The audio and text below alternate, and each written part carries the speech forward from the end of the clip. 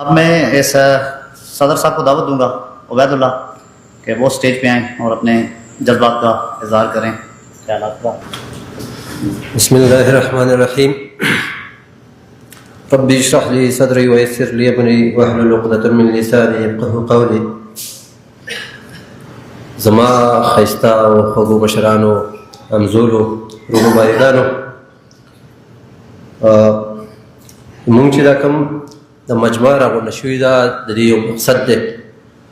مقصد دا دی چې یاره موږ دلته یو موټی شو، یو اتفاق شو، یو بل پېژندګلو وکړو.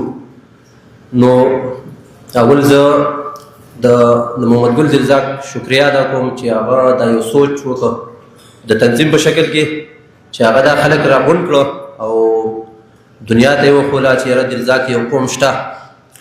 زه د هغه ډېره شکریه ادا کوم او د راغلو مېلمنو ډېره شکریه ادا کوم چې په دې وخت کې په دې مصروفیاتو کې هغو خپل وخت موږ له راکړ. نو ډېره مننه کوم. د هغې نه پس زموږ اولنی مقصد دی انسان کی خدمت. نو د انسان خدمت الله تعالی چې انسان پیدا کړی دی اشرف المخلوقات. نو الله تعالی اشرف المخلوقات انسان ته ولې ویلی دی چې هغه کې دا صفت وي چې هغه د بل انسان خیرخوا وګرځي، هغه د خیر ښېګړې کارونه وکړي د بل انسان دپاره. او بیا زمونږ د قوم دپاره چې هغه کوم افیټ کوي، نو د دې دپاره مونږ دا یو پلیټفارم ټاکلی و.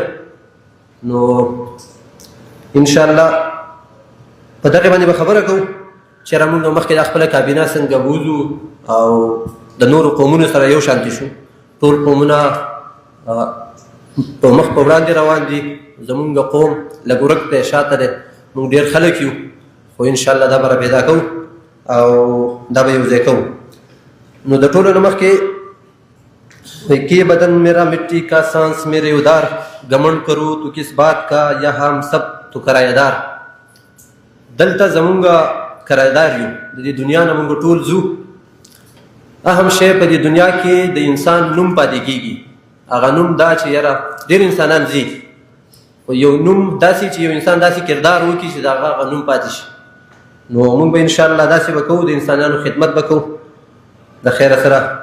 زمونږ د دلزاک منشور زمونږ به دا منشور چې همر عزم دک انسانیت کی خدمت. اول به مونږ د انسانانو په خدمت باندې کار کوو. دویم دلزاک قبیلې کې شناخت او اجتماعي شعور. یو بل به مونږ پیژنو څنګه. مونږ خواره شوي یو، کوشش به کوو چې یو بل وپیژنو، یو بل ته راغونډ شو. دویم جدید دنیا کی تقاضوں سے اہم آئنگی. دنیا ٹیکنالوجی طرف ته روانه ده، تعلیم طرف ته. نو انشاءالله مونږ هم کوشش کوو چې خپل کشران هم دغه لارو ته برابر کړو. دویم ورسیز پاکستان کا کردار. دا ورسیزو ډېر غټ کردار دی د پاکستان لپاره. نو موږ هم داسې یو کردار جوړېږو د خیره سره. نوجوان نسل کې رهنمایي او قیادت. د نوي نسل لپاره رهنمایي یو ذریعه ږدو، یو پاټ کېږدو چې هغو په کومه طریقه باندې که دلته موږ یو کس راولو نو هغې له کم سے کم هغې یو هنر پکار دی، یو سکیل پکار دی چې هغه راشي او دلته هغه خپل سکیل فالو کړي. دویم دا چې یاره موږ په خپلو کشرانو باندې اعلی تعلیم دپاره کوشش وکړو چې هغه ایجوکیټ. نو موږ به د خپل د نورو قومونو سره سیالي کولی شو او د دې نورو قومونو سره به روان وي. او زموږ اولنی چې د انسانیت خدمت کول دي. کوشش به کوو چې موږ د انسانیت خدمت وکړو.